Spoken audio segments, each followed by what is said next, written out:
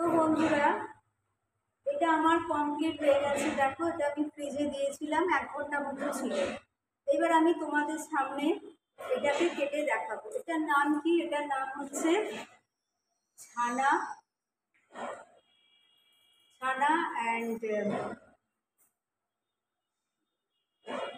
এটা হচ্ছে ছানার মিল্কমেড সন্দেশ। আমি বড় বড় করে পিস করছি, দেখো পিসগুলো। এই পিস করাটা যে যার ইচ্ছা মতো, এটা কারোর সঙ্গে কারোর কোনো ব্যাপার নেই। যার যেরম মানে বড় পিস করতেও পারো আর ছোট পিস করতেও পারো। এতে কী কী তাহলে দেওয়া আছে ইনগ্রিডিয়েন্টসটা আমি ফার্স্টেই তোমাদের বলে দিয়েছি। এটা আছে ছানা আর খোয়া ক্ষীর। ওটাকে আমি একসঙ্গে ঘিয়েতে নেড়ে নিয়ে, যেটা আমি তোমাদের ভিডিওতে অলরেডি দেখিয়েছি।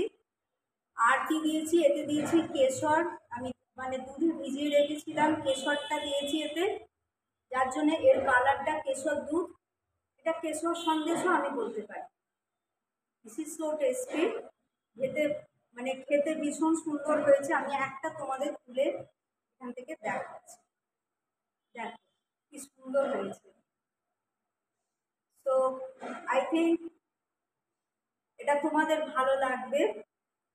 তো আজকের মতো আমি এইখানেই আমার রেসিপি শেষ করলাম। অ্যান্ড তোমরা সবাই ভালো থেকো। রক্ষাবন্ধন বাংলায় হচ্ছে রাখি, এর শুভেচ্ছা জানিয়ে আমার ভিডিও আজকে আমি এইখানেই শেষ করলাম। তোমরা সবাই ভালো থেকো।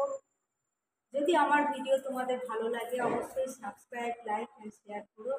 Take care, love you all and bye by.